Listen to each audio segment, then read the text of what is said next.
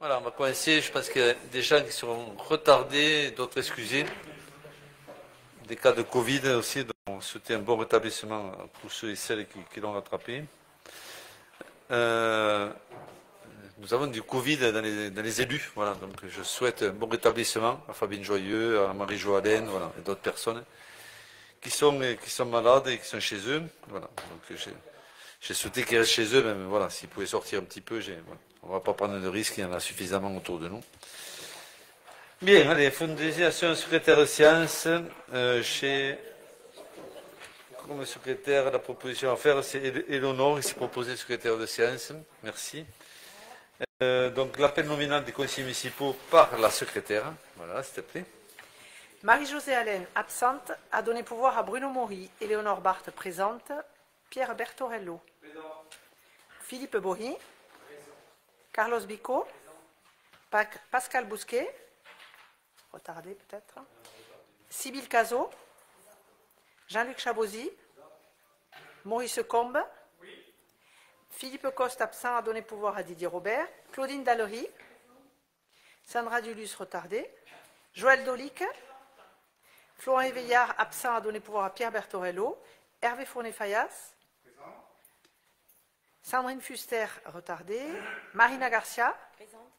Laurent Guerre, retardé. Elisa Jouffreau. Présente. Fabienne Joyeux, absente, a donné pouvoir à Philippe Plantade. Bruno Maury. Présent. Elisabeth Michaud. Présent. Philippe Plantade. Présent. Romuald Pons. Présent. Didier Robert. Présent. Alain Roux. Retardé. Arnaud Sigu. Présent. Véronique Vidalenc. Présent. Valérie Hued, absente, a donné pouvoir à Éléonore Barthes. Merci. Alors, d'une part, on a le plaisir d'accueillir aujourd'hui en remplacement de Christelle Durand, Sybille Cazot, qui vient compléter, je dirais, la liste des élus de la majorité du conseil municipal.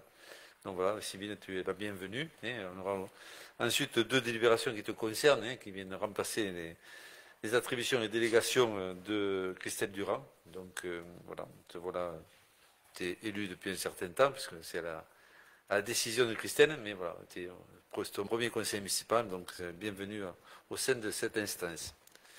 Bien, allez, on passe au procès verbal, donc celui du 22 mai 2023. Monsieur Bourri, j'ai l'immense plaisir d'accepter toutes vos demandes. Donc voilà, vous voyez, on est sur un démarrage très positif. Voilà. C'est une bonne nouvelle, c'est nouveau. Non, c'est une nouvelle nouveau. Voilà, donc, on n'est pas en novembre, pourtant. Donc je vous soumets, bien sûr, au vote. Je pense que ça n'a pas donné trop de difficultés. Est-ce que tout le monde est d'accord sur ce procès verbal du 22 mai avec les annotations qui ont été prises en compte par la majorité? Tout le monde est d'accord? Très bien, il est adopté. Et maintenant, je vous laisse la parole pour celui du 26 juin 2023. Alors, sur le procès verbal du 26 juin 2023, il y a quelques demandes de modification concernant le premier point relatif à l'approbation du procès verbal du 20 mars.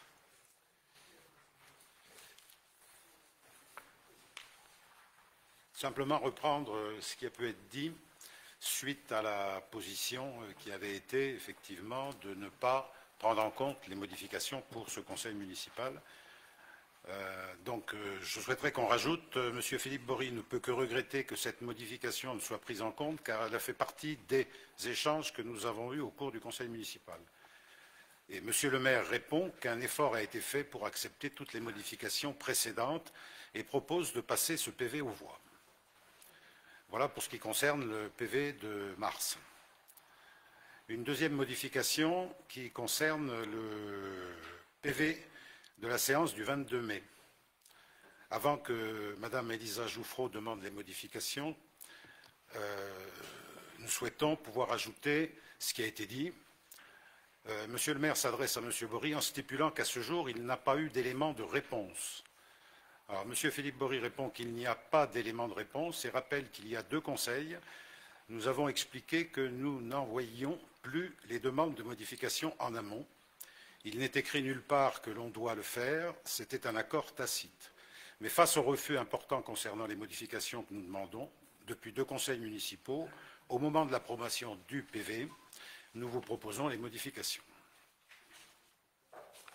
Voilà, ça c'est pour le début. Et en fin de conseil, donc après la délibération sur la délibération 54, Monsieur le maire précise que les questions orales ne sont pas traitées car elles sont arrivées hors délai, etc. Il y a une petite correction sur la phrase Monsieur Maurice Combe fait remonter qu'il y a un dépôt sauvage dans l'Hers. Alors ce n'est pas dans la rivière, c'est au pont de l'Hers. Parce que dans la rivière, il n'y a pas de dépôt. Voilà. Donc c'est une petite correction. Et ensuite, il y a un échange qui a eu lieu concernant ce que M. Combe a fait remonter, qu'il y a ce dépôt, donc, et demande ensuite s'il y a un droit de regard sur le fonctionnement de la déchetterie de Saint-Alban. À cela, M. Pierre Bertorello, c'est ce qu'il faudrait ajouter, répond par l'affirmative et demande des précisions. M. Maurice Combe fait état d'une situation concernant une employée de la déchetterie qui est victime de comportements inacceptables de certains usagers lorsqu'elle intervient pour faire respecter le tri des déchets. M. Pierre Bertorello le remercie pour cette information et précise qu'il en fera part au vice-président du DECOSET en charge des déchetteries.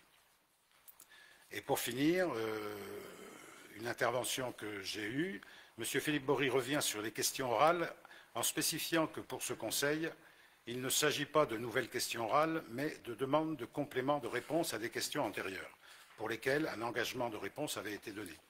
Il serait donc bien de répondre d'ici septembre, et Monsieur le maire, vous répondez que si c'est le cas, il répondra rapidement.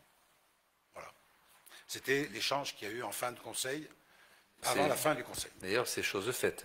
Et ça a été fait voilà. fin août.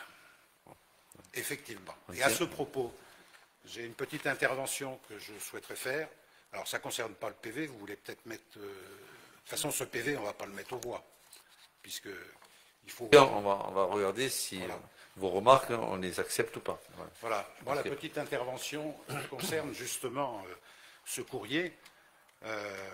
Alors, Monsieur le maire, là, je tiens au nom des élus du groupe Avec vous pour Bruguière à vous remercier pour les éléments de réponse que vous nous avez adressés le 28 août suite à notre courrier du 10 juillet. Je rappelle qu'il s'agissait de nos demandes de complément de réponse à plusieurs questions orales posées pour certaines depuis plus d'1 an que nous avions présentées lors du dernier Conseil et que vous aviez refusé de traiter, les considérant irrecevables, leur réception étant hors délai. Les informations que vous nous communiquez dans ce courrier appellent plusieurs remarques. Alors, concernant le stockage de matériaux par Vinci Autoroute, pouvons-nous et allez-vous accepter l'absence de réponse de la part de sa direction à ce jour sur une situation qui met en jeu non seulement l'esthétique paysagère à l'entrée de notre ville, mais surtout les possibles effets polluants de ces matériaux par infiltration dans le sol? D'autant plus que dans une des questions orales de tout à l'heure, on a constaté qu'il y avait d'autres matériaux que l'enrobé qui peut être stocké sur cet espace. Sur la déviation de l'entrée sud de Bruguière, celle-ci est à l'étude en repartant de zéro, sans éléments concrets sur le calendrier probable jusqu'à sa réalisation. En 2021, ce devait être avant la fin du présent mandat. En 2022, l'échéance était envisagée en 2026. En 2023, l'étude redémarre, mais quel est le planning, notamment en termes de programmation d'engagement de dépenses pour la réalisation de cette déviation que vous aviez annoncée en 2015 comme étant acquise et financée, 2015 ou 2016, dans le bulletin municipal. Concernant le comptage des véhicules, dans notre ville, les poids lourds sont les seuls véhicules concernés. Le trafic des voitures est donc ignoré. Pour le projet qui doit ou devrait succéder au BUN, la réflexion semble démarrer. Nous réfléchissons à son calibrage pour être bénéfique aux habitants du Nord toulousain tout en préservant l'environnement. Alors, qui est ce nous? Qui est ce nous? Les habitants des communes concernées sont-elles et seront-elles associés à cette réflexion? Idem pour les conseillers municipaux de ces communes, ou est-ce l'affaire d'un comité réduit d'élus métropolitains? Quant au principe éviter, réduire, compenser, cela mérite des explications, n'est-il pas? Bref, ce projet se trouve donc à l'étude également avec une perspective de réalisation qui risque de voir le jour au-delà de la décennie en cours. Quelle planification est-elle prévue? Le plan que vous avez transmis concernant les fossés ne permet pas de voir précisément ce qu'il en est du fossé concerné le long en parallèle, je dirais, de l'avenue des Pyrénées. C'est fort dommage, puisqu'on ne voit pas le réseau à cet endroit.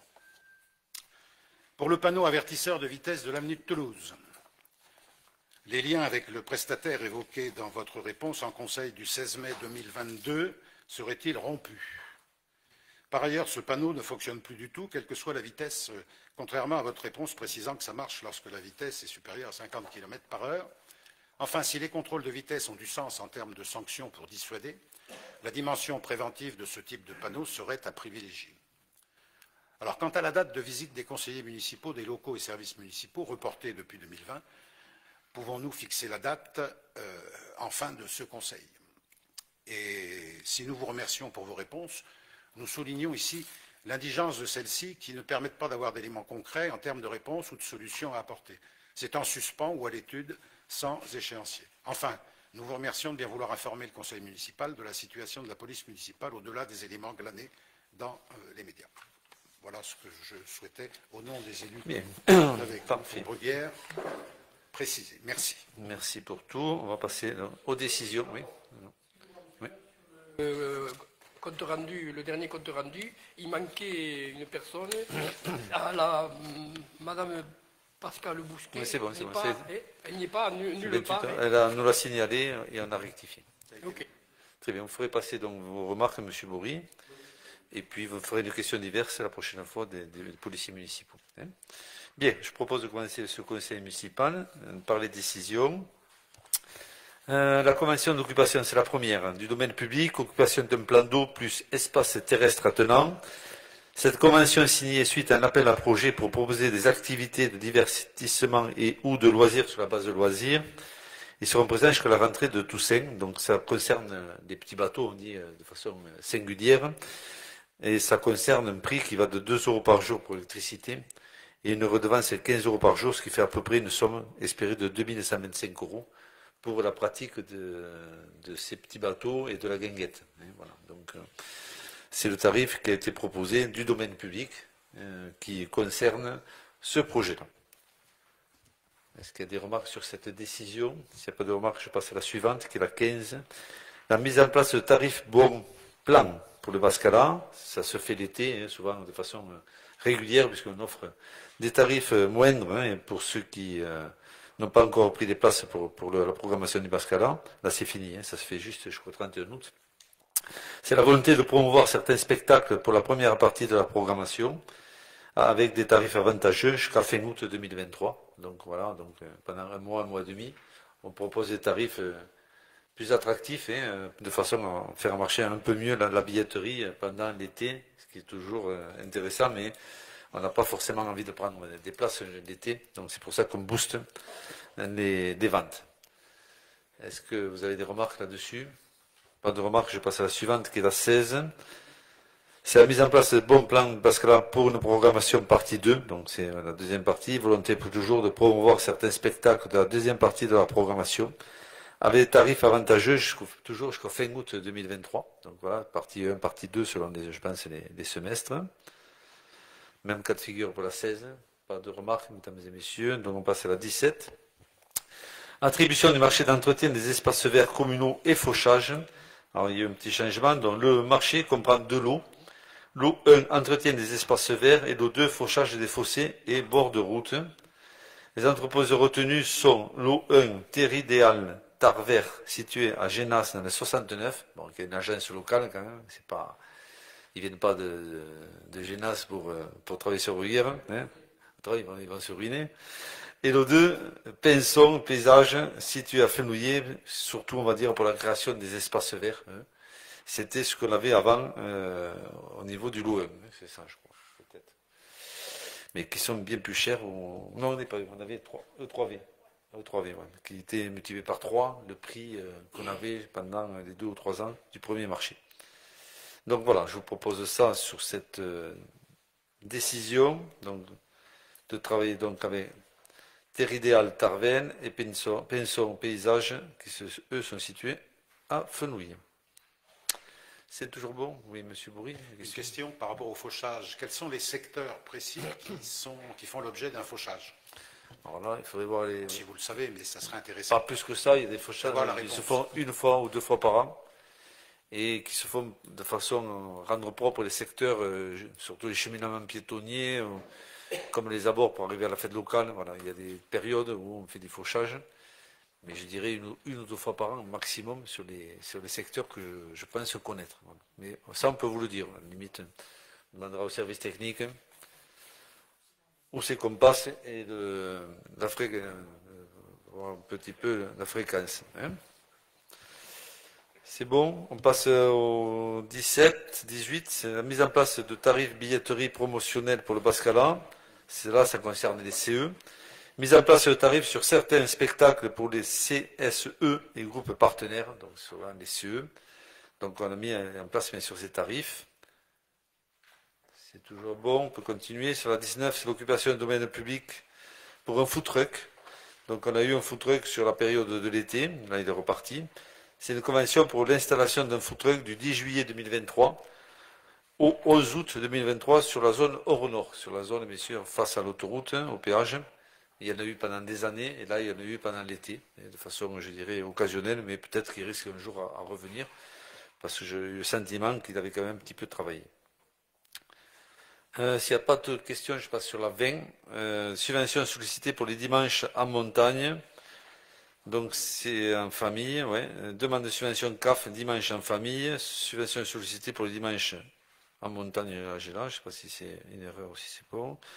Montant de la subvention sollicitée, 22 000. Là, il y a une erreur, je pense. C'est quoi 22 Alors c'est 22 890,81. Je ne pense pas qu'on ait cette subvention aussi élevée, toi. Mon collègue à côté serait ravi. Voilà. 22 890,81 €. C'est la... Oui, il y a une erreur. Oui, excusez-moi. Oui, oui. C'est pour ça que je rectifie à 22 890,81 €. Ensuite, la 21, encaissement pour le compte de tiers Magic Word Diffusion. Donc il faut toujours délibérer pour encaisser. C'est compliqué, mais c'est comme ça.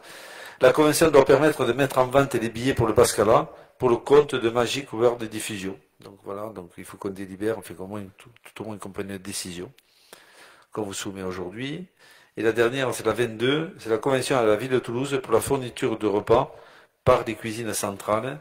Cette convention autorise la livraison de repas en liaison froide des cuisines centrales de Toulouse vers la cuisine des 4 saisons. Coût des repas 4,45 € pour les enfants, 5,60 € pour les adultes et 0,60 € pour les compléments dessert.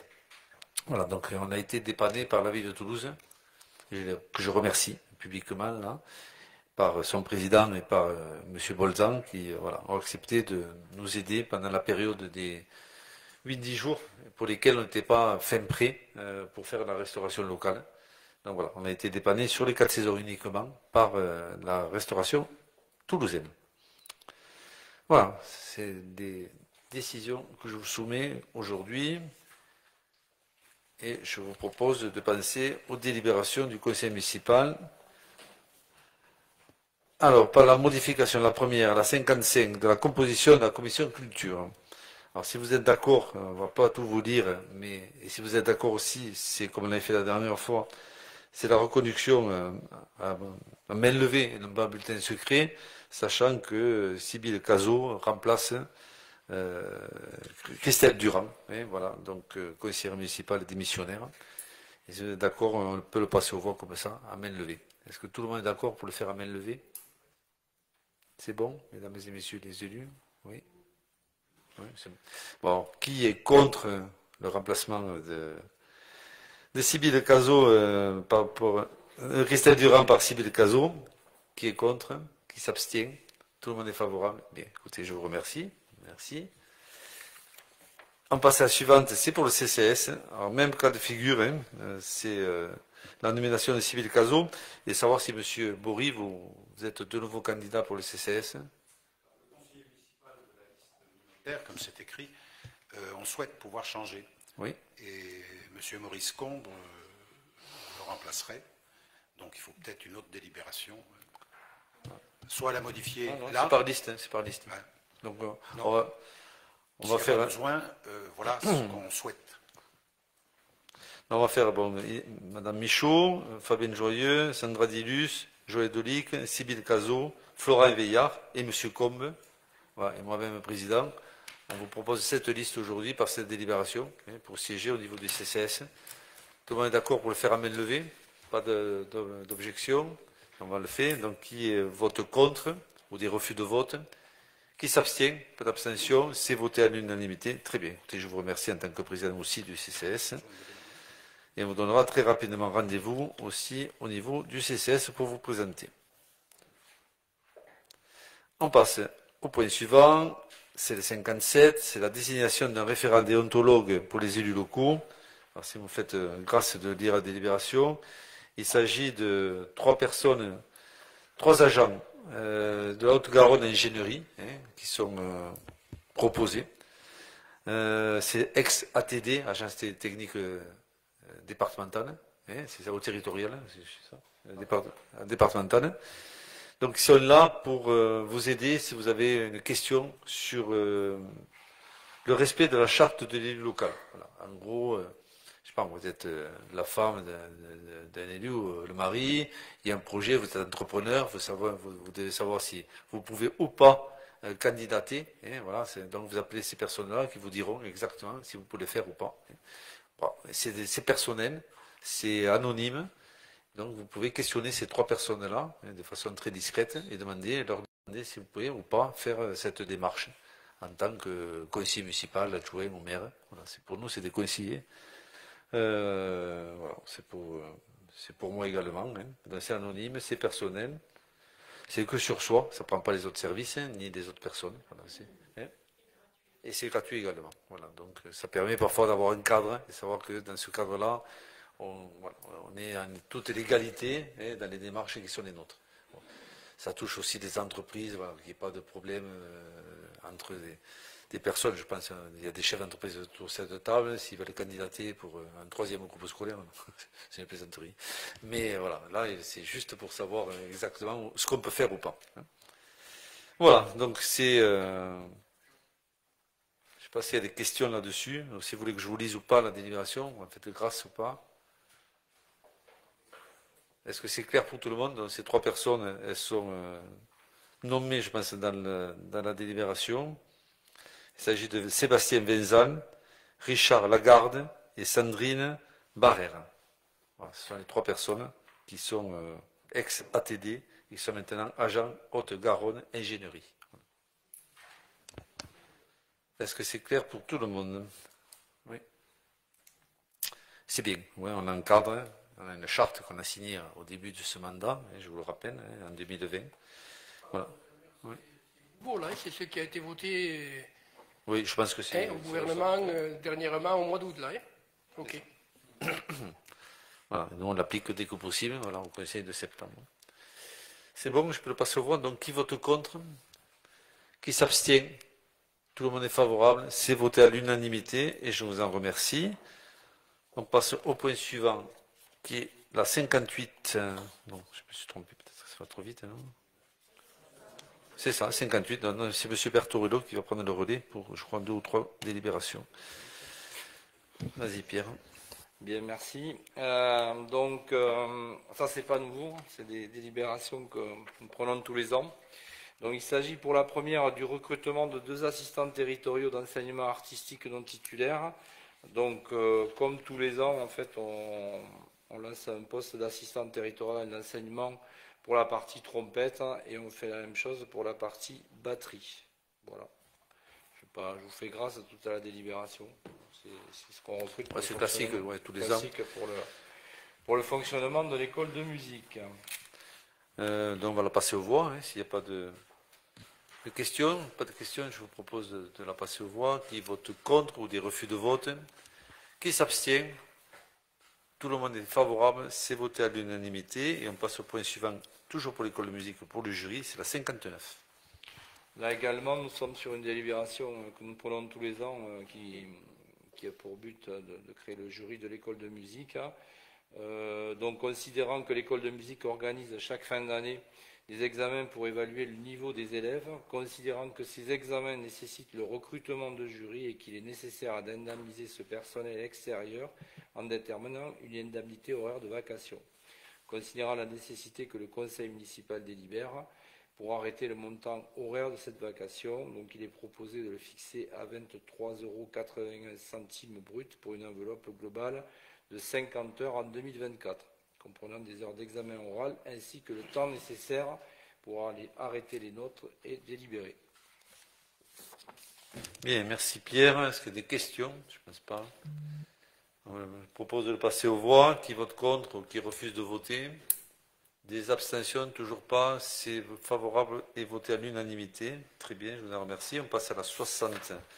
Toujours M. Bertorello, l'autorisation de principe pour recruter des agents contractuels pour remplacer les agents publics momentanément indisponibles. C'est classique.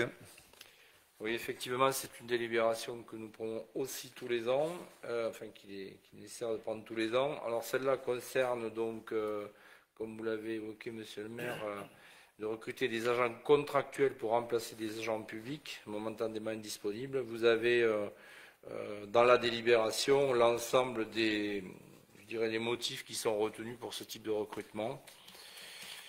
Et que dire de plus? Passer à la 61. La 61 est un peu différente puisque là, on est sur du recrutement d'agents contractuels sur des emplois non permanents qui sont là pour faire face à un besoin lié à un accroissement saisonnier d'activité. Là aussi, typiquement, vous avez le nombre de postes concernés. Alors évidemment, ce sont des postes qui sont plutôt dédiés à la filière animation et à la filière des adjoints techniques et des agents administratifs en moindre mesure. Voilà. Par rapport à ça, là, Monsieur voudrais vous poser une question concernant la mise en place sur la métropole du projet Proxima. Est-ce que ça concernera éventuellement les agents de la mairie de Bruyères? Non, pas du tout. Ils ne sont pas métropolitains, ils sont bruyérois. Non. Okay. Les agents sont sous la responsabilité de la ville de Bruyères, essentiellement. Et Proxima ne touche que Toulouse et la métropole. C'est déjà pas mal. Voilà, comme c'est la métropole qui le met en place. Oui, voilà. Donc ça rentre en vigueur qu'en 2024, les changements les plus importants, on va dire.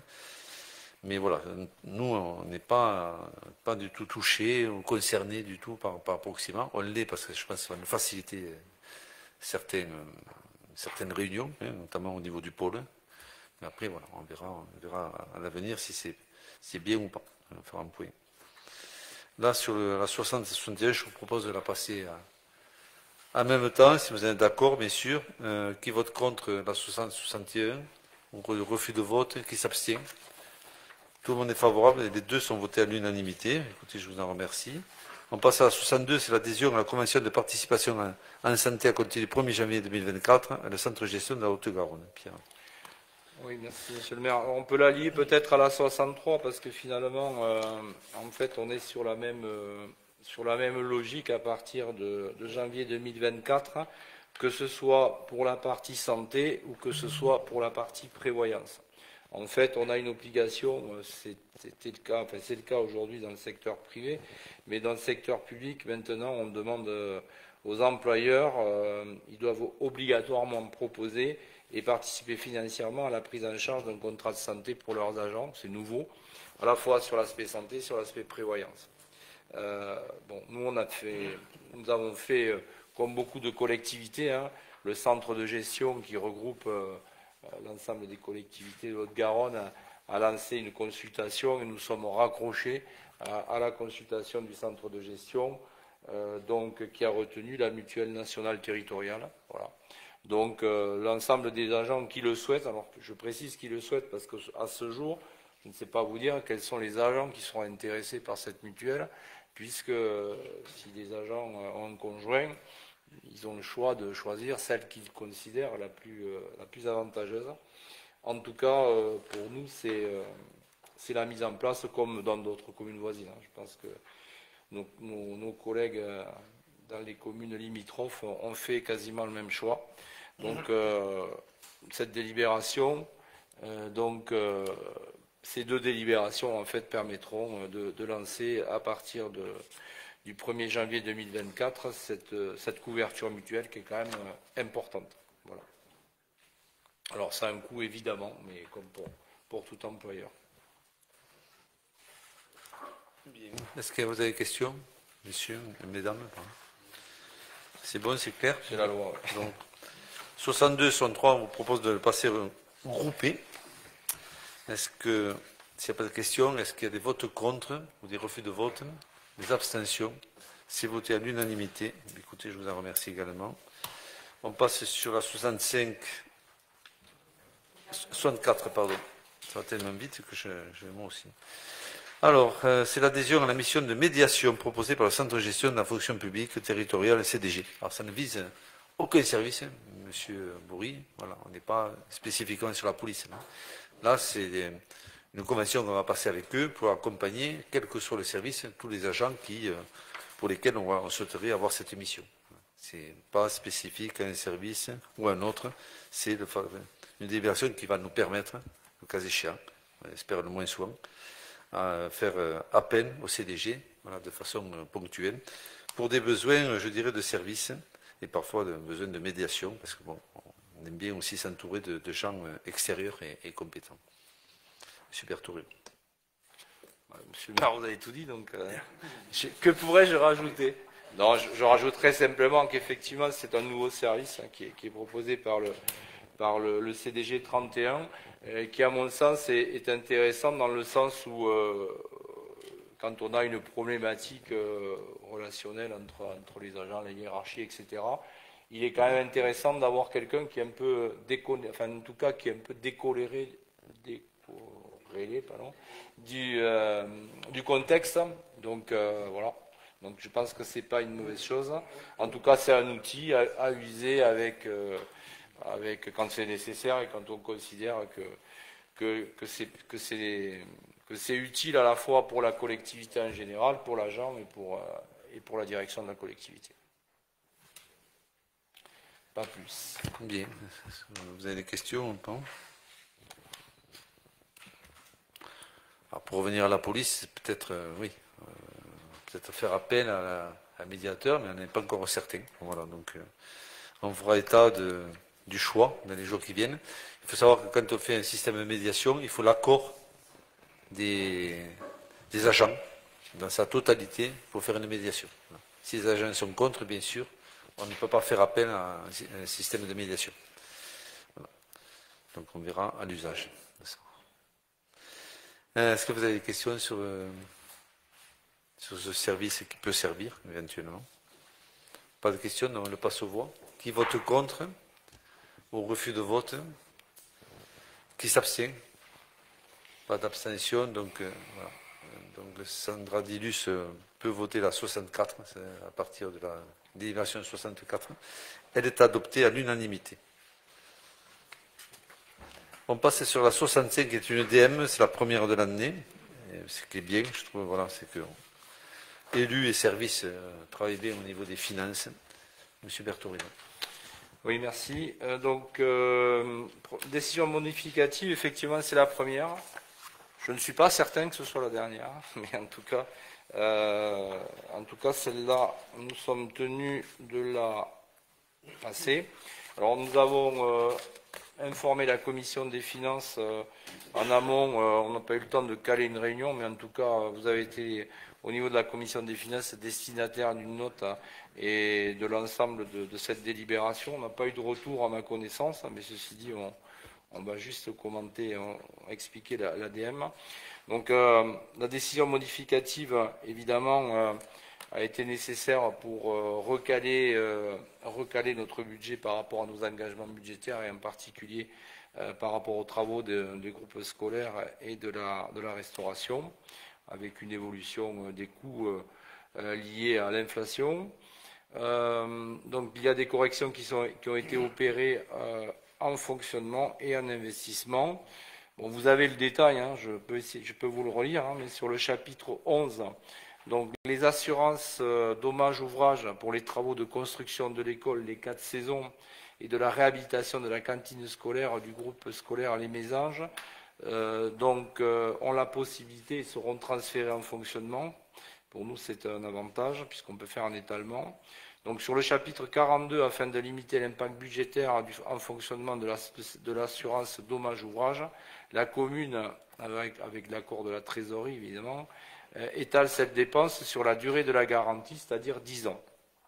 Pour ce faire, donc, vous avez un jeu d'écriture qui est dans les tableaux annexés, doivent être passés en fonctionnement et en investissement.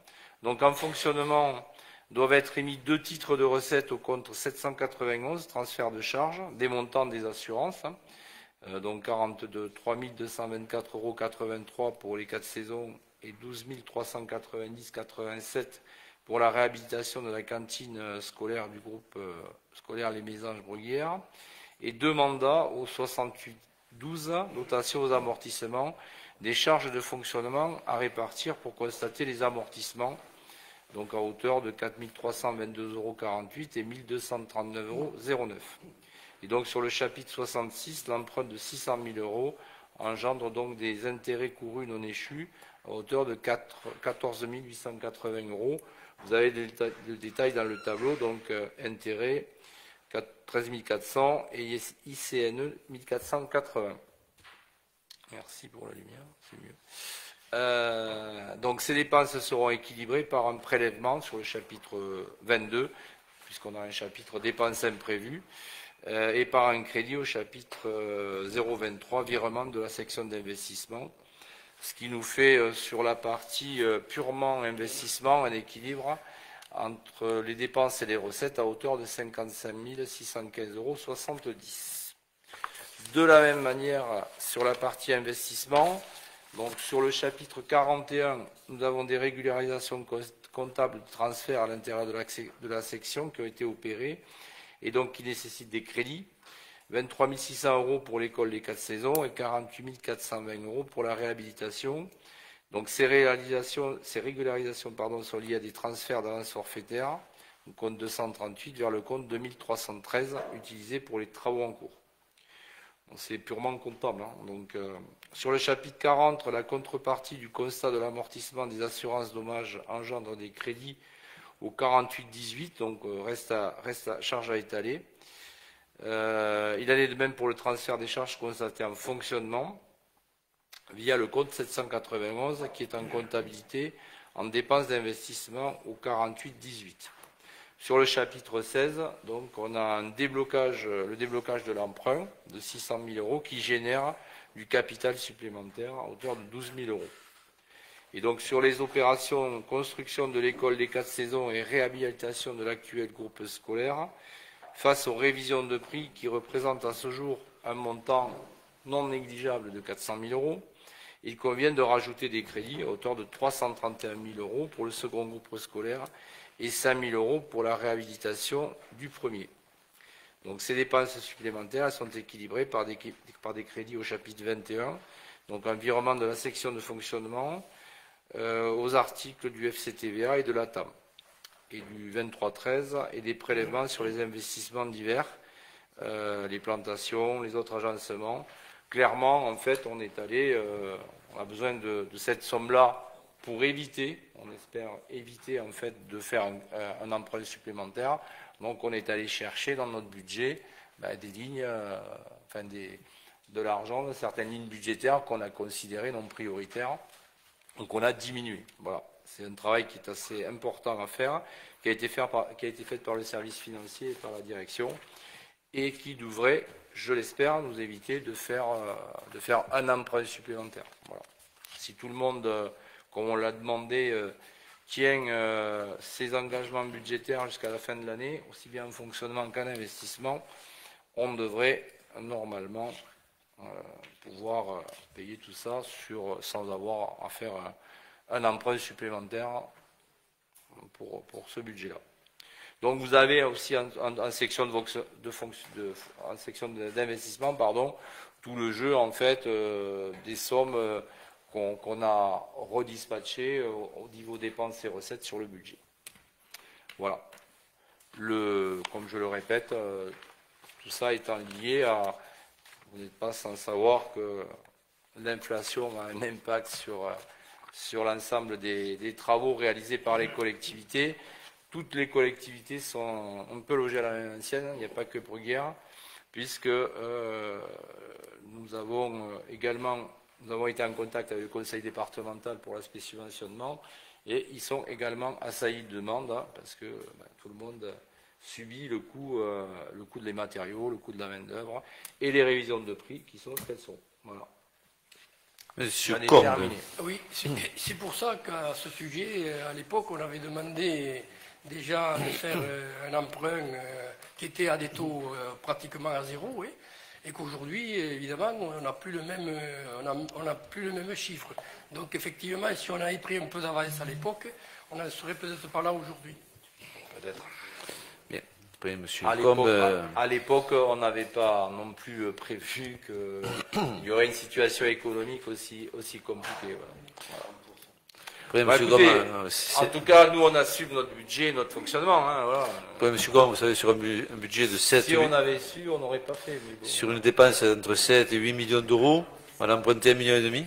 Ouais, voilà. Voilà. Donc le reste étant à charge de la ville et sur les pubs et la gestion courante d'une ville et des économies de tout un chacun.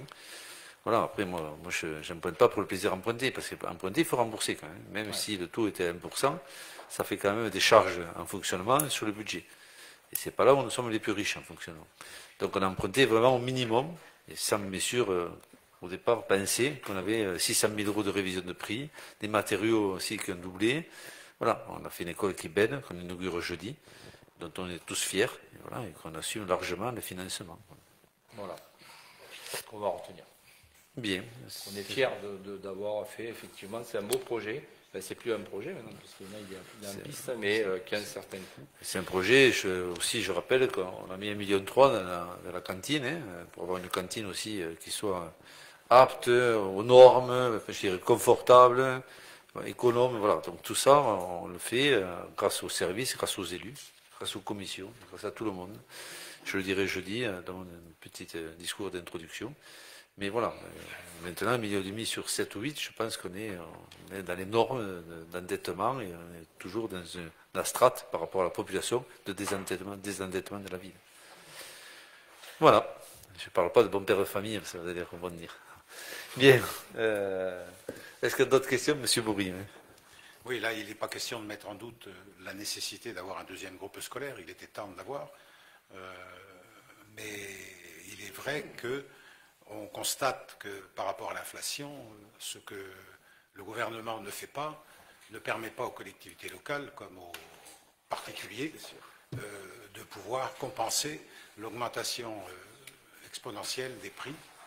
Et en termes de matériaux pour la construction, on ne peut pas dire que les aides aux collectivités locales se soient défendues. Peut-être que Macron nous dotera d'un chèque de 100 € annuel, hein, comme il a l'habitude de le faire, pour permettre aux collectivités de résister à ces inflations. Donc là, on est sur une délibération modificative liée à des dépenses supérieures à ce qui était prévu. Il y en aura certainement une autre, M. Bertorello, vous l'évoquiez, c'est possible. Hein. Possiblement, mais... Bon, ça, c'est une affaire de gestion et effectivement, vous êtes en situation de gérer le budget qui a été voté par la majorité. Nous n'avons pas voté ce budget, donc par rapport à ces propositions qui sont, semble-t-il, des propositions de gestion comptable tout à fait, je dirais, normales, on ne pourra que s'abstenir sur le vote qui aura lieu dans quelques secondes. Voilà. Bien, on prend acte. D'autres interventions? C'est bon? Pas de questions? Écoutez, je vous propose de passer aux voix. Donc, qui vote contre ou qui refuse de voter? Il n'y en a pas. Des abstentions? Il y a 4 abstentions. Le reste est vote à l'unanimité favorablement. Écoutez, je vous remercie, c'est adopté. On passe au point suivant, c'est l'étalement des charges liées à la souscription des contrats d'assurance de dommages ouvrages. C'est M. Bertorello aussi. Oui, évidemment, il faut qu'on délibère. Hein. Il est nécessaire de délibérer sur ce point-là. Vu le Code général des collectivités territoriales et donc considérant que la nomenclature budgétaire et comptable M14 prévoit la possibilité par décision de l'Assemblée délibérante d'étaler les frais accessoires liés à l'acquisition et ou à la réalisation d'investissements. Donc, considérant que les dépenses liées à la souscription des contrats d'assurance de dommages ouvrages peuvent faire l'objet d'un étalement jusqu'à 10 ans, Et donc, considérant que l'opération comptable consiste à transférer le montant des charges au compte d'investissement 4812, charges à répartir sur plusieurs exercices par crédit du compte 791, transfert de charges de gestion courante, puis à amortir chaque année une part de la charge au compte 6812, dotation aux amortissements des charges de fonctionnement à répartir dans la limite de 10 ans. Considérant, dans le cadre des opérations relatives à la construction du groupe scolaire et de la réhabilitation de la cantine scolaire du groupe scolaire Les Mésanges Bruyères, il est proposé à l'Assemblée délibérante donc d'autoriser l'étalement sur 10 ans des frais d'assurance dommages ouvrages. Donc ces frais représentent en effet une charge financière en section de fonctionnement de 55 615,70 € répartis comme suit. 43 224,83 € pour la construction du groupe scolaire et 12 390,87 € pour la réhabilitation de la cantine scolaire de l'ancien groupe scolaire. Voilà. Bien, merci. Est-ce qu'il y a des questions? Pas de questions. Écoutez, je vous propose de passer aux voix. Donc, qui vote contre ou qui refuse de voter? C'est pas le cas. Des abstentions? Non plus, toujours pas. Donc, c'est voté à l'unanimité. Très bien. Écoutez, je vous en remercie. On passe au point suivant, à le remplacement de Marie-Jo. Bruno Maury va vous proposer la délibération numéro 67. Merci. Mise à jour du catalogue tarifaire pour l'école de musique. Vu le Code général des collectivités territoriales, vu la délibération 2023 du 20 mars 2024 en date du 20 mars 2023, qui met à jour le catalogue tarifaire de l'école de musique, vu le catalogue des tarifs mis à jour, considérant la nécessité d'emporter des modifications à la délibération subventionnée en raison d'une erreur matériel concernant le tarif du hors-cursus pour les adultes bruguérois. Sur la délibération précitée, le tarif du hors-cursus pour les adultes bruguérois est de 471,90 € pour le premier adulte, puis de 377,52 € pour le deuxième adulte. Ces chiffres sont erronés et les tarifs prévus sont les suivants. 371 € pour le premier adulte, puis 299,98 € pour le deuxième adulte. Les autres tarifs restent inchangés. La grille tarifaire à compter de la rentrée 2023 est donc la suivante. Donc vous avez la suite des différents tarifs proposés. Donc il y a deux modifications suite à une erreur. 371 € pour le premier adulte, puis 299,98 € pour le deuxième adulte. Bien, merci Bruno. Est-ce qu'il y a des questions? Monsieur Bourri? Ça n'est pas une question. Ce tarif de l'école de musique est le fruit d'une augmentation significative des tarifs. Donc là, c'est une correction. Donc on reste cohérent avec le vote qui nous avait conduit à voter contre l'augmentation des tarifs. Donc cette modification est dans l'ensemble liée aux tarifs qui sont donnés. Donc nous voterons contre par principe. Pas de souci. D'autres interventions? Non, c'est bon.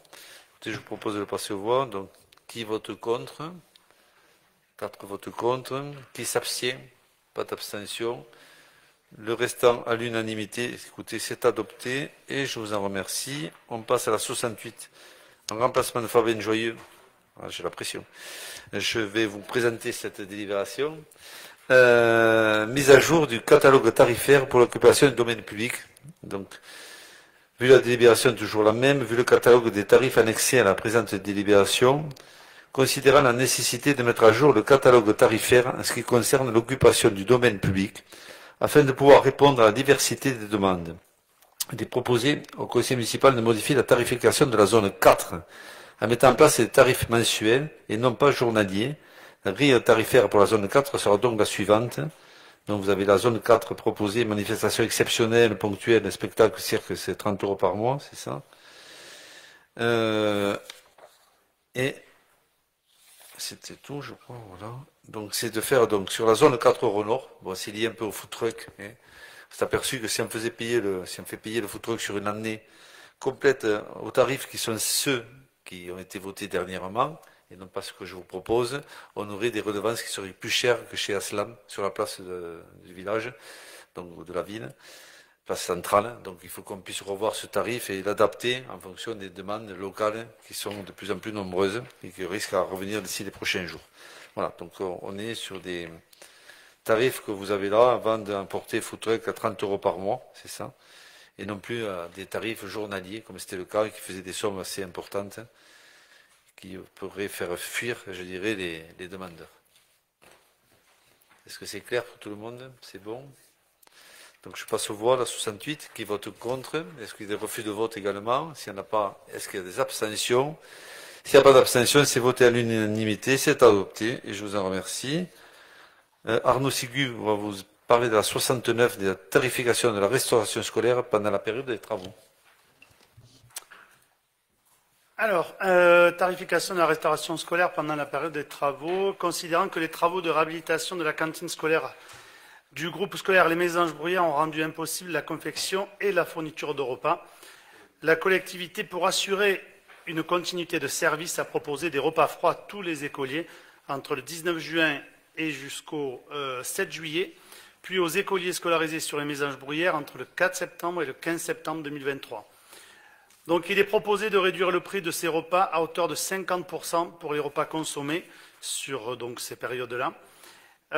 Les prix applicables sont donc les suivants. Pour la période du 19 juin au 7 juillet, la réduction de 50% s'applique au tarif arrêté par délibération du 23 mars, numéro 2022-210309, c'est ça.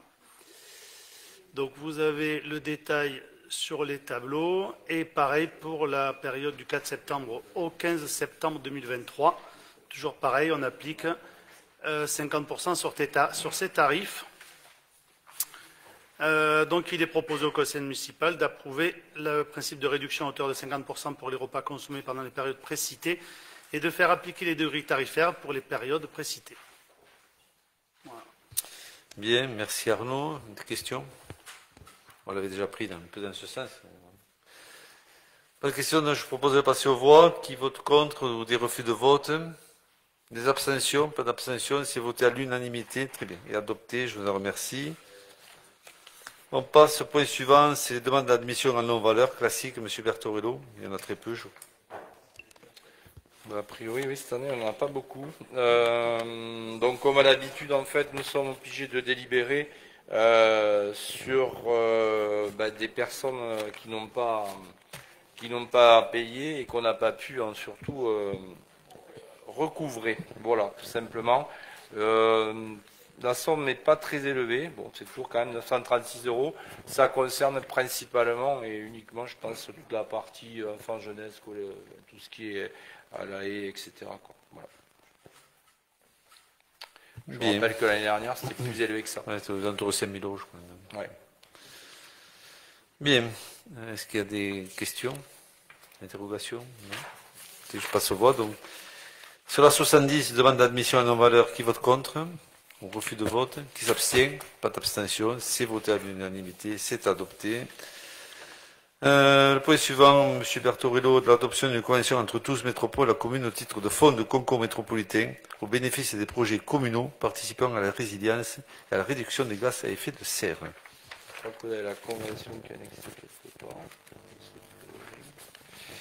Bien, alors je vais vous lire quand même la délibération. Donc, vu le Code général des collectivités territoriales, vu le projet de convention, considérant que la commune de Bruguière a fait construire une nouvelle école qui accueille une partie des écoliers bruguiérois depuis la rentrée scolaire de septembre 2023, donc considérant que la collectivité sollicite financièrement plusieurs partenaires institutionnels, dont Toulouse Métropole, considérant qu'en octobre 2022, Toulouse Métropole a créé un fonds de concours métropolitain au bénéfice des projets communaux participant à la tenue des objectifs métropolitains de résilience et de réduction des gaz à effet de serre, considérant qu'à la suite de la présentation de cette opération le comité d'engagement en date du 20 avril 2023, le projet a reçu un avis favorable, car il remplissait les critères d'éligibilité, construction neuve s'inscrivant dans une démarche environnementale et production d'énergie renouvelable.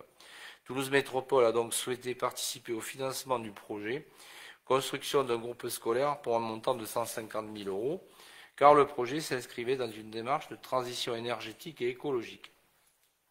Il est donc proposé au conseil municipal d'approuver le projet de convention de fonds de concours entre Toulouse Métropole et la commune de Bruguière annexé.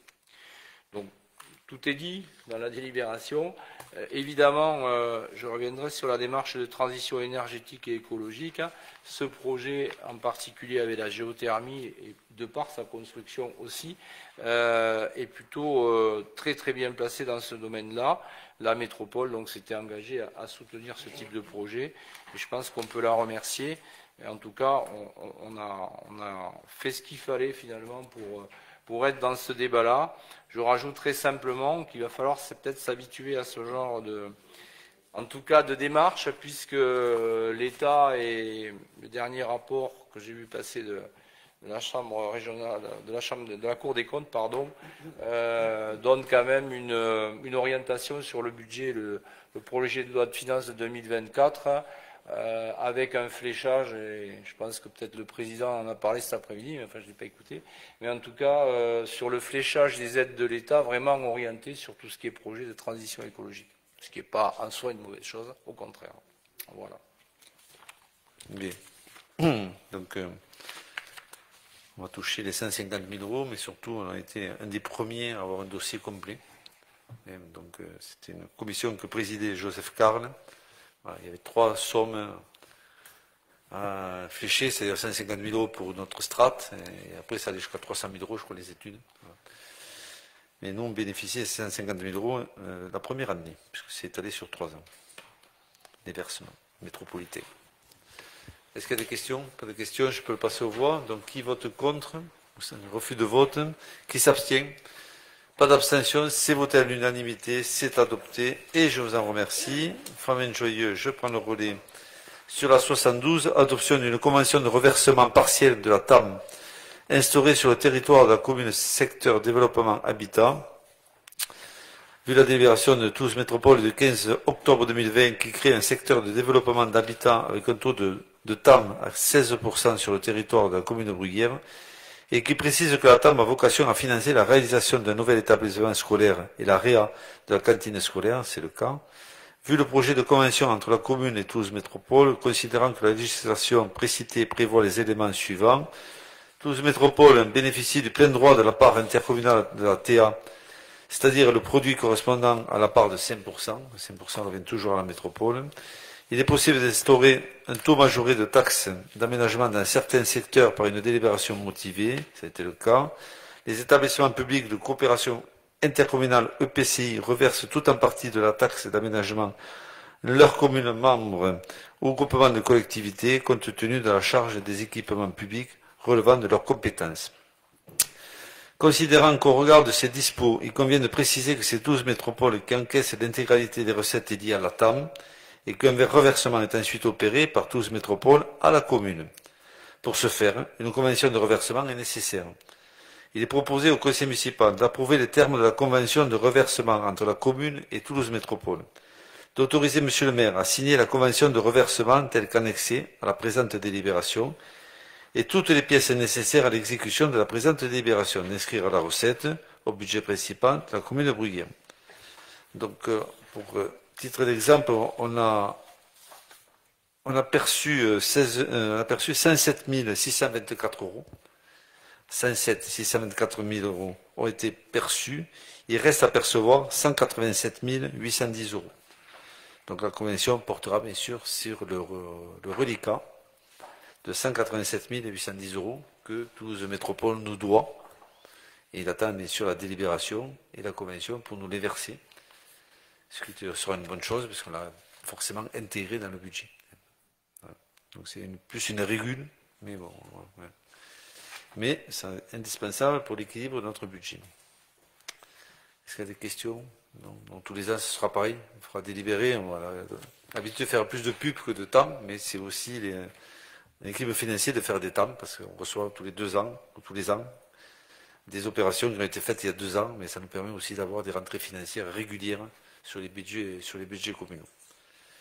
S'il n'y en a pas, écoutez, je vous propose de le passer aux voix. Qui vote contre, au refus de vote? Qui s'abstient? C'est voté à l'unanimité, c'est adopté et je vous en remercie. On passe au point suivant, ça me concerne, c'est la 73.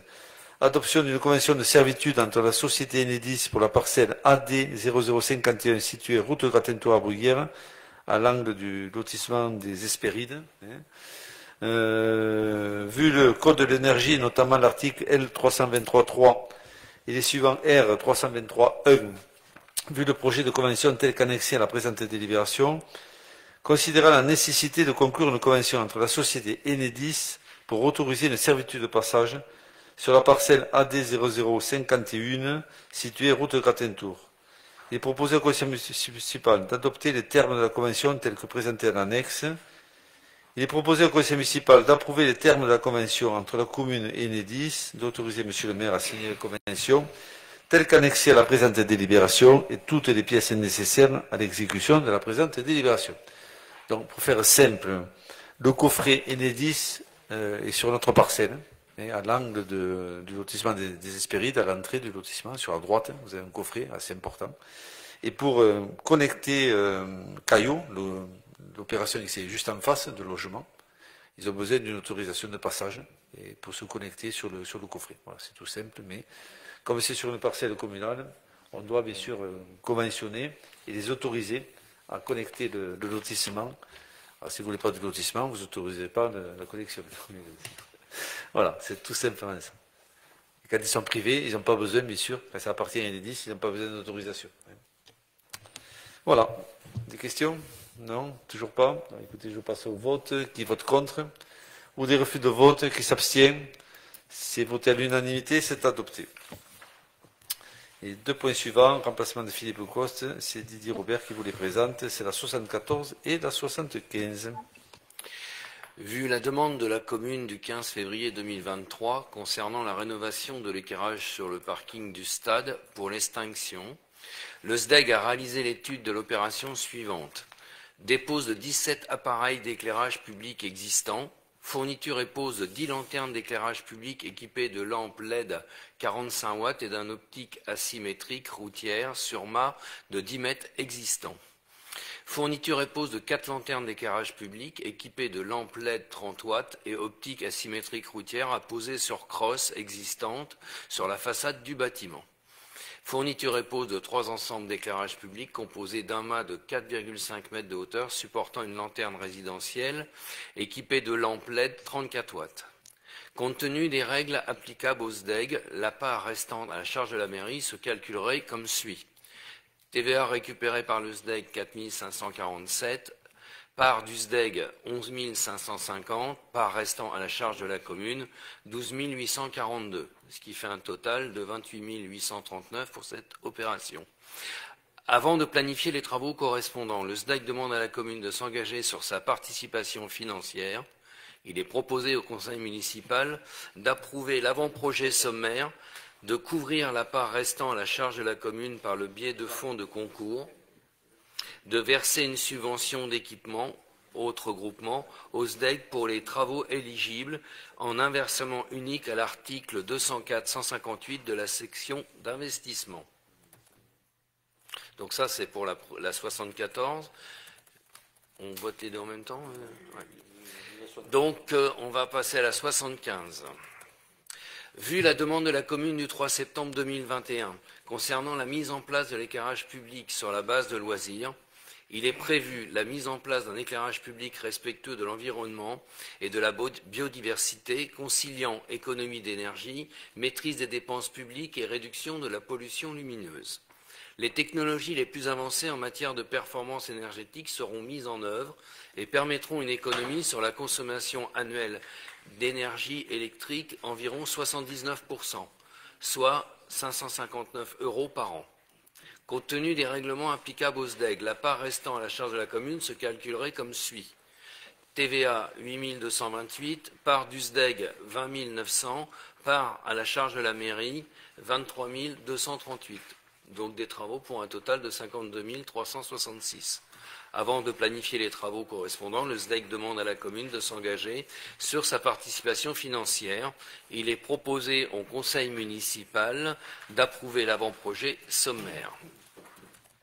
Attends, il m'en reste. Décider de couvrir la part restant à la charge de la commune par le biais de fonds de concours, de verser une subvention d'équipement ou autre groupement au SDEG pour les travaux éligibles en inversement unique à l'article 204-158 de la section d'investissement. Merci. Donc, oui, des économies quand même presque de 80%. Voilà. Donc, le SNEC a besoin de ces 2 délibérations pour engager le devis définitif et surtout la planification des travaux. Surtout qu'on paiera les factures que dans 2 ans. Voilà. Donc, c'est une gestion un peu compliquée avec eux parfois au niveau financier. Bien. Est-ce qu'il y a des questions? On peut le passer aux voix les 2. Donc, je vous propose 74, 75 ensemble, regroupés. Qui vote contre? Qui s'abstient? C'est voté à l'unanimité. Très bien. Écoutez, je vous remercie. On va passer maintenant aux questions orales.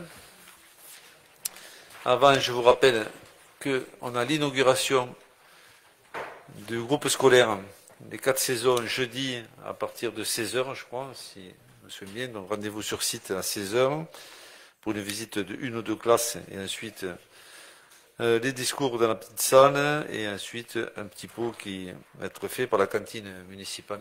Donc, et ensuite, je vous donne rendez-vous à partir de lundi également sur la semaine bleue, semaine des seniors à Bruguière, de 2 au 6 octobre. Donc on commence lundi matin par une marche de 4,5 km dans les bois, qui a été fléchée par Jean-Luc Chabouzy ce matin, très tôt, voilà, et testé. Bon, voilà, on devrait le faire en 1h40, ça devrait le faire, en marchant.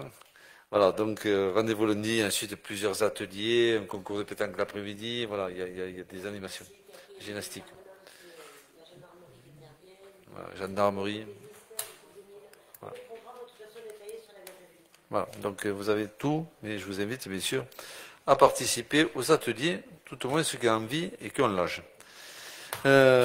Sur les questions orales, nous avons la circulation des poids lourds. Pour la circulation des poids lourds, le respect du code de la route en direction de Saint-Sauveur par le chemin du Hobbit, à partir du nouveau rond-point de l'avenue du Gamoula et de la rue de la Briqueterie, en direction de la zone d'activité Saint-Sauveur, est à renforcer. L'accès à cette zone d'activité doit se faire par Saint-Jouy ou Saint-Sauveur. Nous vous demandons d'intervenir dans ce sens afin de renforcer la signalisation et les contrôles qui s'imposent.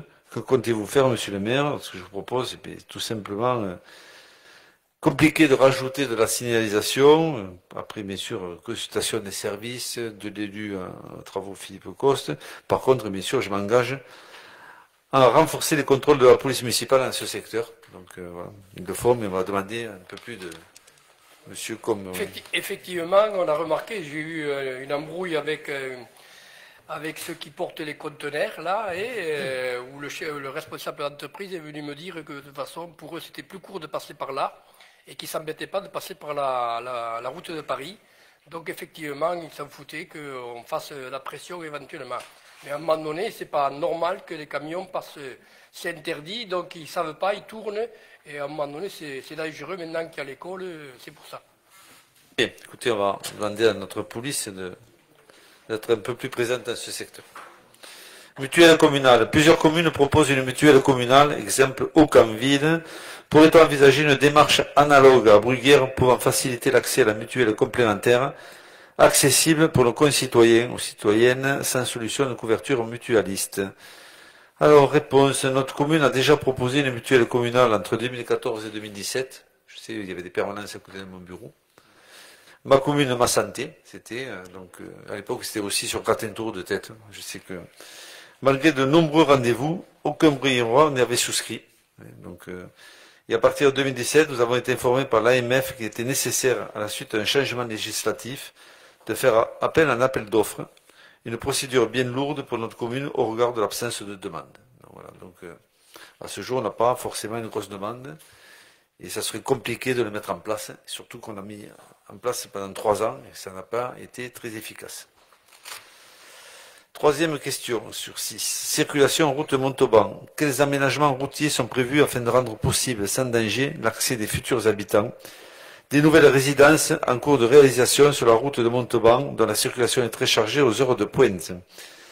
Un haricot est prévu au milieu de l'avenue afin d'empêcher de tourner à gauche, tant pour sortir que pour entrer dans ces résidences. Ils devront bien sûr faire le tour au niveau des 2 ronds-points, c'est-à-dire rond-point du haut et rond-point du bas, pour entrer selon le sens chez eux pour en sortir. Voilà, donc ça, c'est une compétence métropolitaine, et bien sûr, c'est la métropole qui a validé les permis et qui a demandé les aménagements indispensables et nécessaires de sécurité sur cet axe-là. Voilà. Rond-point, route de Montauban, rue d'Abriqueterie. Une petite remarque. La problématique posée, comme dans bien d'autres rues qui donnent sur la rue principale, mais là, dans cette partie-là, c'est l'accès des habitants de ces résidences sur l'avenue de Montauban lorsqu'il y a un trafic dense le matin et le soir en particulier, mais le matin surtout, descendant donc, et avec des difficultés d'intégrer le flot de circulation. Donc c'est vrai que c'est une question entière, hein, on le retrouve plus haut sur la route de Fronton, rue Notre-Dame, notamment, enfin bon, c'est très compliqué pour les habitants d'accéder. Donc, quelle recherche de solutions on pourrait tenter pour pouvoir faciliter et éviter d'éventuels accidents? Écoutez, c'est une compétence, je répète, métropolitaine. Mais ça doit être une compétence métropolitaine. Après, si ces directives métropolitaines ne sont pas suffisantes, parfois c'est le cas, et on le voit à l'usage, on demande des compléments d'études et des aménagements qui suivent ensuite, voilà, et se font de façon très naturelle. Voilà, on peut demander des aménagements, comme on va demander vers les tournesols en allant sur Catentour, la vitesse est excessive. Vers la Barthe aussi, vers le quartier Super U, on va demander des aménagements pour éviter cette vitesse aussi et que les gens qui traversent les ronds-points comme des malades, hein, en croyant avoir l'accès prioritaire, ce qui n'est pas le cas, je vous le rappelle, aucun accès prioritaire des quatre sens. Voilà, tout ça ce sont les aménagements, on a des plans, c'est coûteux, voilà, il faut aussi que ça rentre dans le budget de l'enveloppe locale, mais si ce qu'a préconisé la métropole n'est pas suffisant, on sera bien sûr demandeur d'une étude complémentaire. Voilà, il n'y a pas de souci là-dessus. La priorité... Notre question, elle était dans une dynamique d'anticipation sur certainement des difficultés pour intégrer la descente de la route de Montauban pour ces habitants qui sortiront de la résidence, bon, notamment. Mais après, si on peut anticiper sur les situations anciennes, on est obligé de faire ce que vous dites, c'est-à-dire essayer de trouver des solutions. Après, il n'y a pas 36 000 solutions. Hein. Je veux dire, voilà, ils vont sortir d'un lotissement, ils ne seront pas prioritaires. Voilà, il faut qu'ils fassent attention à rentrer de façon normale dans le flux de circulation. Certes, je dirais, important le matin et le soir. Plus le matin, c'est plus gênant que le matin, le soir, c'est pas grave, ils feront le tour. Hein. Voilà, mais bon, après, le flux de circulation, vous l'avez, dans certains lotissements de centre-ville, voilà, il y a risque à perdre un peu de temps. Vous savez, la sortie de la ville aussi, le lotissement de droite, hein, où il y a 3 blocs de, je ne sais plus combien d'appartements. Ils sortent là le matin, ils attendent un petit peu, ils arrivent à sortir et à rentrer dans le flux de voitures au Gamouna, du rond-point.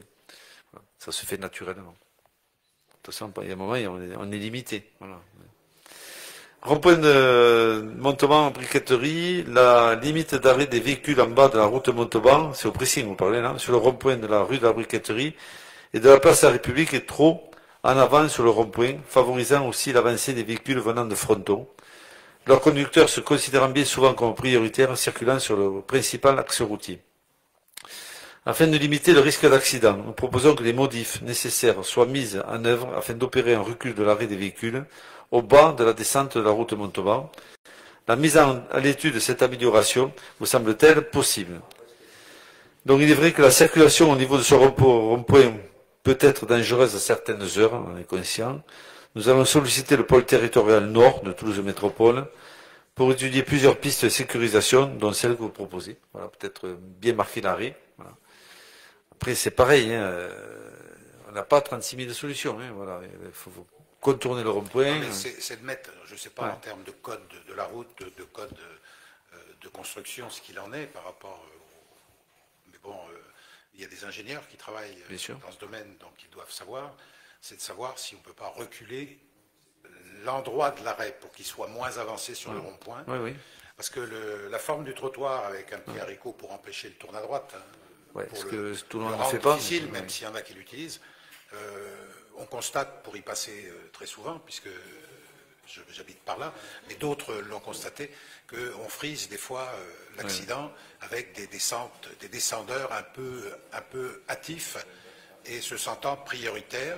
Et donc, si on recule, céder le passage, on va dire, plus haut, ça pourrait peut-être être une bonne idée. Oui, je trouve l'idée positive. Hein. Bon, maintenant, il faut voir si si les ingénieurs nous suivent, parce que parfois on est en contradiction. Hein. Il faut en faire la demande. Mais on fera la demande, on fera copier la demande, parce que bon, moi je veux l'appuyer, je trouve voilà, ça peut être tout à fait positif, il n'y a pas de souci. Allez, sondage du sol, venu des Cévennes, plusieurs habitants de la cité des cheminots s'interrogent au sujet des sondages du sol réalisés récemment aux abords de la salle communale implantée sur la place, avenue des Cévennes. Qu'en est-il exactement? Alors je vais vous rassurer, ces sondages sont liés à une déclaration de sinistre que nous avons faite. Avec la sécheresse, une fissure importante est apparue sur le bâtiment, tout simplement. Donc les sondages sont pour le bâtiment du CCS et non pas pour le lotissement. Et enfin, pour Vinci Autoroute, vous vous inquiétez sur l'entrée de ville du stock et des substances dangereuses et polluantes telles que l'amiante. Nous allons écrire un troisième courrier, un nouveau courrier pour les solliciter à ce propos et les relancer sur l'utilisation de cette parcelle qui est mise à leur disposition par l'État dans le cadre des concessions autoroutières et non par la commune. Et là, je vous garantis qu'on va faire un courrier différent, leur demandant vraiment de nous répondre d'une part, parce que deux autres, ils n'ont pas répondu, donc on va peut-être le faire en AR, leur demander vraiment de faire un effort, d'une part sur le visuel aussi, et sur le contenu de leur dépôt, et si on n'a pas de réponse, on saisira le préfet, voilà, on saisira les services préfectoraux, en mettant une suspicion, ce que j'aime pas faire, mais voilà, là, il y a un peu de pression, parce que si le préfet est saisi, les choses iront plus vite. Non, mais là, c'est s'assurer qu'il n'y ait pas de... Oui, je pense que non, très honnêtement. Oui. Je pense que non, mais après, bon, d'abord répondre un courrier, ça me paraît être, je dirais, normal et légitime. Et ensuite, ce visuel à l'entrée de ville, sachant qu'on va faire aussi 3,5 millions de travaux sur le pont en mode doux, ça serait quand même bien qu'en bas du pont, on puisse avoir un visuel qui soit un peu différent. Surtout que là, maintenant, c'est des blocs, ça vient de l'autoroute, les blocs de béton et tout. Après, c'est l'endroit où ils stockent, de toutes terre, les autoroutes. Voilà, cette semaine, ils ont ajouté de la terre. Je sais pas, parce que je suis passé à Revel avant-hier sur Vendine, là, l'autoroute qui avance à grands pas. C'est peut-être étroitement lié aussi. C'est des zones de stockage un peu partout. Voilà. Après, on se renseignera. Voilà, je ferai une copie du courrier. Et puis, j'espère que d'ici un mois, on aura une réponse concernant, je dirais, Vinci et cette entrée de ville ou sortie qui est vraiment pas, je dirais, avantageuse. Voilà. Écoutez, moi j'en ai terminé. Oui, monsieur, oui, pas vous, apparemment. Je m'excuse parce que la fête locale est finie depuis 15 jours, donc ça s'est très bien déroulé. Oui, par contre, je trouve anormal que les conteneurs, les bacs, soient encore sur la piste cyclable. Il a fallu, certains gens ont déplacé certains bacs et tout pour pouvoir passer éventuellement.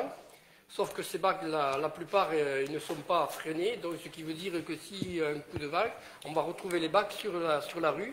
Donc il serait bon, c'est dommage qu'on ne les ait pas mis à l'intérieur du parking Bascala, ça aurait été mieux. On doit penser que la métropole doit passer, et donc si on les met à l'intérieur, ils ne vont pas les ramasser. Voilà.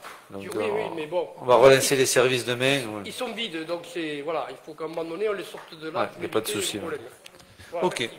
Monsieur Bourri, dernier. Simplement, je rappelle ce que j'avais demandé en début de conseil concernant des éléments d'information complémentaires sur les tensions qui existent entre les agents municipaux en charge de la police municipale.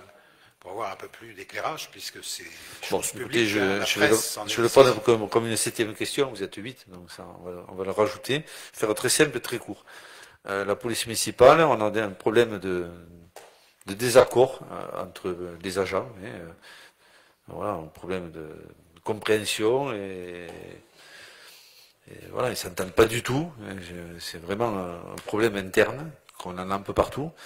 Si ce n'est que là, il y a une visite médicale qui est obligatoire pour tous les agents. Je ne savais même pas les dates, pour vous dire à quel point c'était pas l'urgence. Et à la visite médicale, il y a eu des éléments qui ont été dits, je ne sais pas par qui, et le médecin a jugé que ce service m'a alerté sur le fait qu'ils avaient de l'armement, compte tenu de ce qu'avait pu dire le ressenti des médecins. Donc, il l'a fait sur l'ensemble du service, pas de façon nominative. Donc, écoutez, à la suite de ça, un médecin qui vous alerte sur l'état général de votre service, tout au moins de policiers municipaux, J'ai alerté le préfet qui a modifié l'arrêté et qui ne permet pas, cet arrêté, d'avoir pour l'instant l'armement. Ce que je regrette, M. Bourri, très simplement, ça fait 3 ans que je n'avais pas vu le correspondant de la dépêche depuis les élections, 3 ans. J'ai changé de numéro, il m'a appelé 5 minutes après. Donc je veux dire, voilà, je ne veux pas dire des trucs. Si on était resté discret là-dessus, on va les rearmer dans un mois, personne n'aurait rien vu. Eux, ils auraient pu travailler de façon normale. Ils n'auraient pas été aussi, peut-être, voilà, dans la rue, décriés par rapport à leurs collègues. Moi, j'ai eu plein de maires. Voilà, tout le monde m'a alerté. Qu'est-ce que tu fais? On s'est retrouvé. J'ai eu FR3 le lendemain. Voilà, on a eu tous les trucs. On a fait un événement de non-événement. C'était juste une histoire de service, voilà, de prendre mes responsabilités. Non, on est loin. Il cite Saint-Jury, on est loin de Saint-Jury. En tout, voilà, je vous rassure.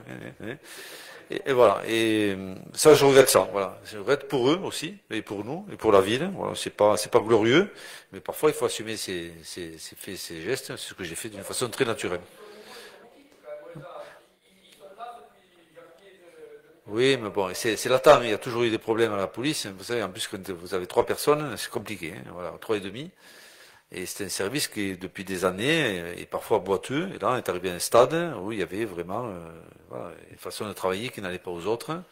Et c'était dit d'une façon un peu compliquée. Et voilà. Donc le médecin m'a alerté et tout de suite j'ai saisi le préfet dans l'intérêt de la ville, leur intérêt aussi, voilà, et le nôtre également, et ma responsabilité en tant que maire par rapport à l'armement. Voilà. Et je souhaite bien sûr très rapidement, on va sans doute prendre le service médiateur, mais voilà, ils sont OK là-dessus, favorables à faire cette mission si ils veulent bien la faire, parce qu'il y a des critères aussi pour intervenir, hein, c'est pas aussi simple que ça. Et dès qu'on aura une certaine stabilité, dès que le chef de police me dira qu'on a retrouvé un semblant de savoir-faire, d'être et de vivre, on redonnera l'armement à la police. Voilà, c'est tout. Voilà. J'espère que c'est momentané. Voilà. Écoutez, merci, bonne soirée à vous, à très bientôt.